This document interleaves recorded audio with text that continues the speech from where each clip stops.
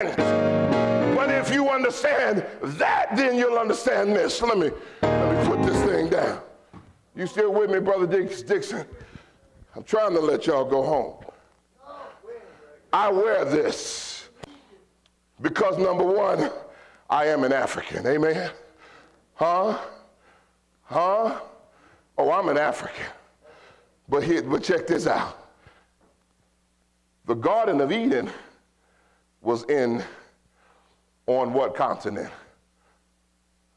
Do y'all know? Africa. The Garden of Eden, biblically, is where Adam and Eve lived. Amen? And they're the mother of all what? Mother and father of all what? All people, all humanity. All life came from them. Amen? And they live in,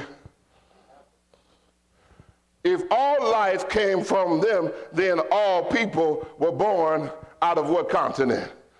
Or can I get a witness? Let's move to science. They found Lucy some time ago, and they said Lucy was the oldest human being, and they called where they found her to be the birthplace of humanity. What continent was Lucy found on? Oh, can I get a witness? She was found on Africa, amen? The mother continent. Now,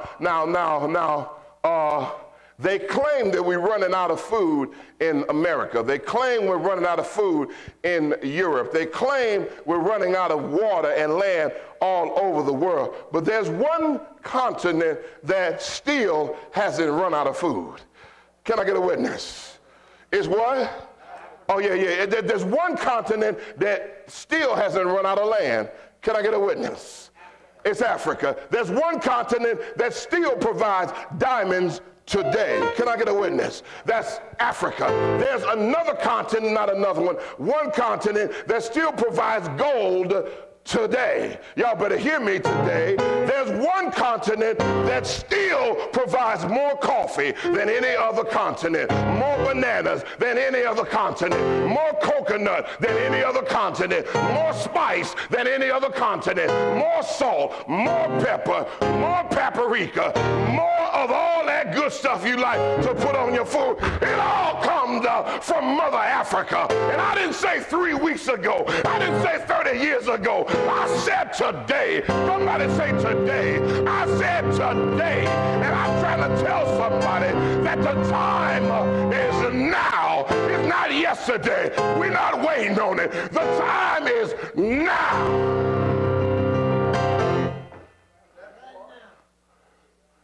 In 1619, they brought the first Africans from Africa to the shores of America. They landed in Jamestown, Virginia. If you Google 1619, you'll see that there's a whole project trying to teach us when we got here, where we came from, and who we really were. But that's when we arrived as slaves. I said 1619. Come on with me. Say 1619. What year is this? That's about 400 years. Amen. About 400 years. Amen. Come on, say 400 years. But that wasn't the first time we arrived here. When Christopher Columbus arrived in 1492, y'all hear me? That's 200 years earlier than 1619, give or take.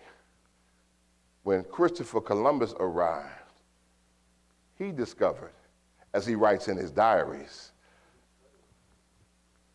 that the Native Americans, who he called India because he was lost, amen, he discovered that they already had money. I don't have any coins in my pocket. They already had coins. And on coins, there's usually what? A picture of what?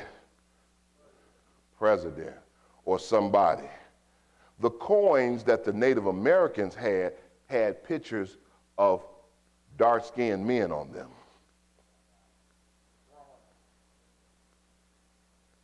Y'all with me? When Christopher Columbus arrived, not only was he lost, not only did he misname the people that were there, but the people that were there already had an agricultural economy, they already had housing, they already had education, and they already had money, which they had traded from men who had come on boats from far away. Guess where the men came from? Huh? Say Africa. Number 7 on the haircut. Who's number 7? All right? He's waiting on you. Number 8 then. Who's number 8? All right, go for it. Now, say number 8 is Burl. Can I get a witness? And Burl is Africa, because Africa is full of color, but it is absent of color. Let me explain that. And I'm going to sit down. I wear this necklace pretty much whenever I can remember. Not because I want to make anybody feel bad, but I'm trying to make folk feel good. But everybody doesn't get it because our minds have chains on them, and our hearts have chains on them, and our souls have chains on them. And it is amazing how many folk I run into who have the same skin color that I have who hate being black. They hate it. If they had another chance and they were to be made again, they would ask God to make them as white as he could. They hate their skin color and they hate my skin color, because that's what we've been taught to believe, that black is a curse, that black is a bad thing. If you're black, get back. If you're brown, stick around. If you're yellow, it's mellow. But if you're white, it's all right.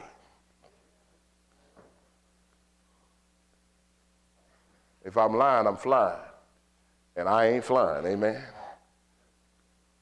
And so, as I gave out last week, Friday, on our small Friday, we served 80 families, fresh produce on this parking lot. We served 284 individuals. We served 50 families with children right here. Maybe 4 of those families were black. But that's all right, because I'm more than a color. Can I get a witness? And my calling is to more than just black folk, amen? God put me on earth to make a change, wherever I am, to whomever we need to make a change for, all right? Now, do me a favor. Get that security guard out here in here.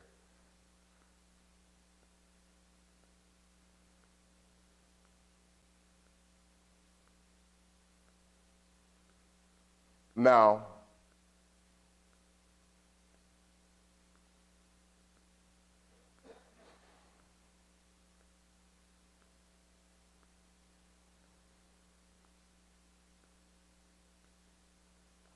tell me your name again. Officer Lee. Y'all, that's Officer Lee. Are you going to be here every Sunday? Not every Sunday, but you're here today, right? All right. All is walking?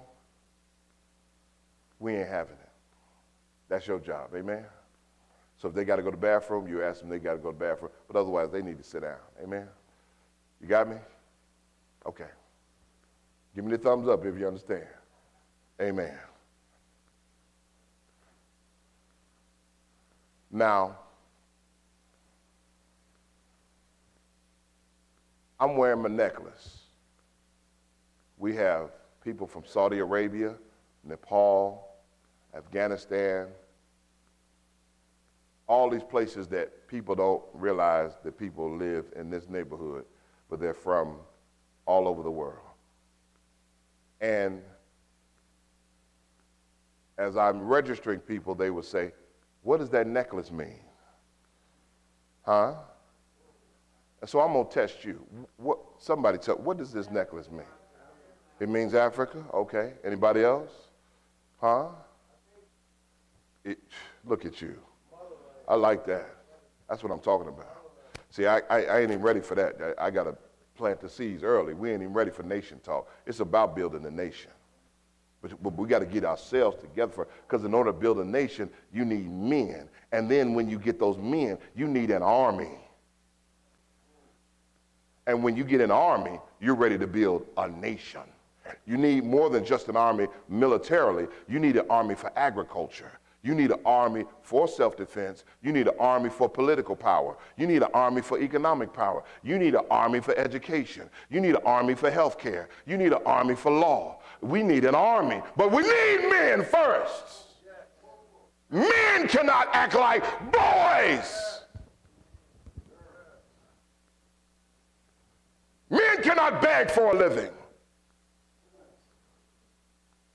Men cannot lie.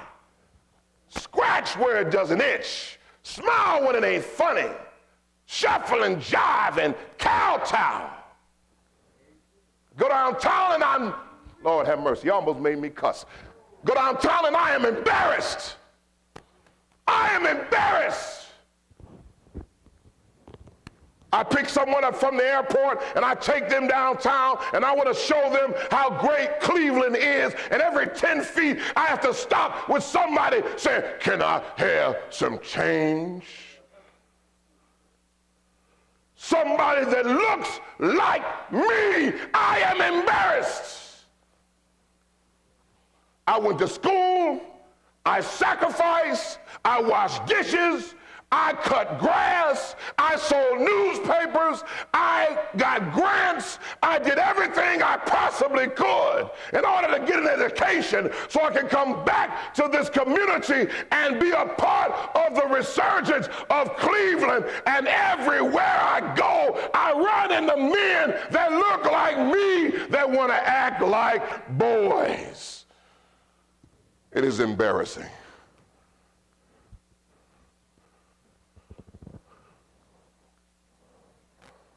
And I say that in love.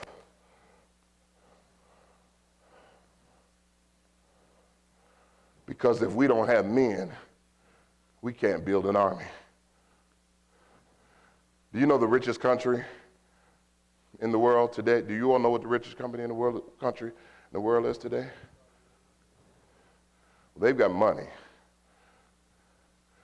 but they're still over there committing human rights violations because they have money from oil, but they don't value the rights of women and children, and so they're not in control. They have money. That's what that Live Golf thing is about. They have goo gobs of money, but they have not distributed the money to everyone. And so that causes division. Because if I know that you have more than enough to eat and I'm starving and I live right next door to you, we're going to have a situation, amen? One of them days we're going to have a situation. Either when you at home or not at home, we're going to have a situation, amen?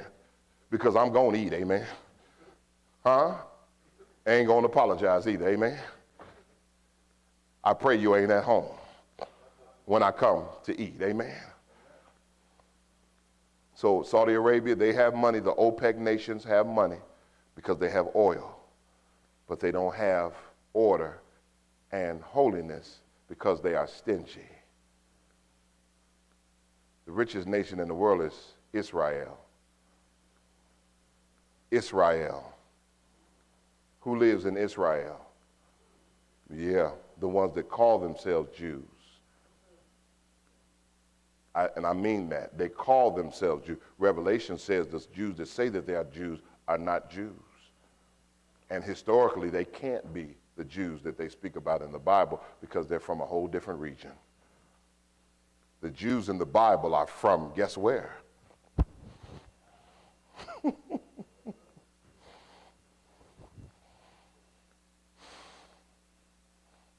So in Israel, you have to go to the army. I believe it's when you're 18. Everybody goes. Did y'all know that? But Israel also has the highest concentration of PhDs in the world. You know what a PhD is?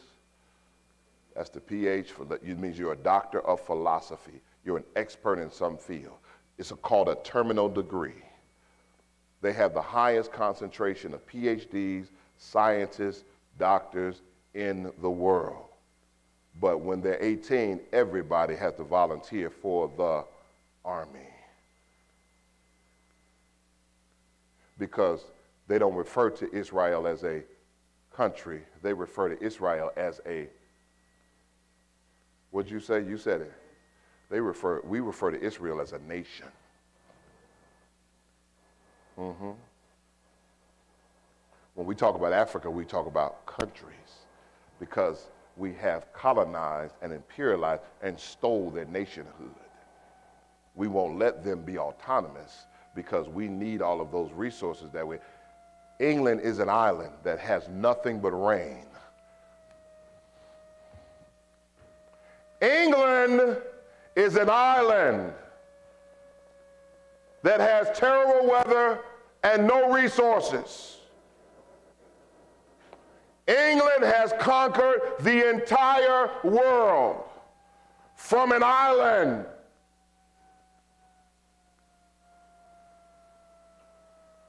They have robbed every other nation of their nationhood, including the United States. We had to fight them to get our independence.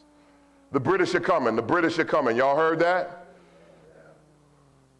Number 10.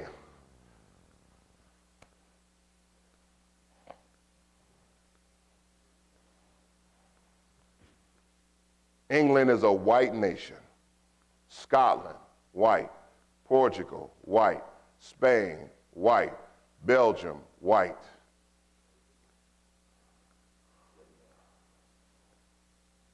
The majority of the rest of the world is people of color. We have used color as a divisor when God never intended it to be that way, because there's no difference in God's family, because we all bleed the same blood.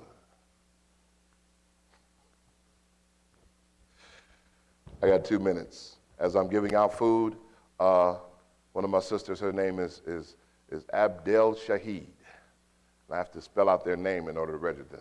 Every time she comes up, she says, "It's me, my name." And I say, "I know your name, Abdel Shahid." You ought to learn people's name because that's the name they have. You don't make somebody else's name something comfortable for you. Your name is Soon. Don't call me Sonny. When folks don't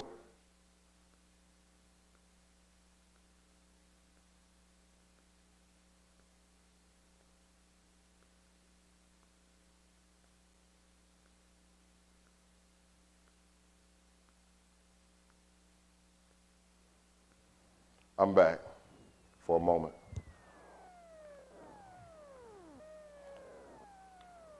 Pastor, what does that necklace mean?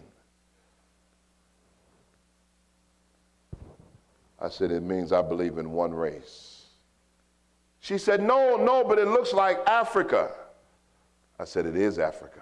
All races came from Africa. Open your ears right now. She said, I know. I am an African.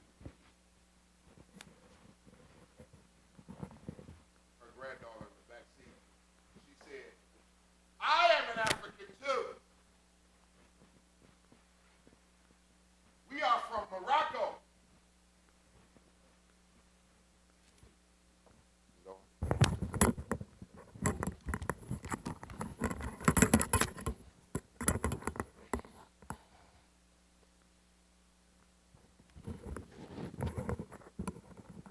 Next car. Pastor, what does your necklace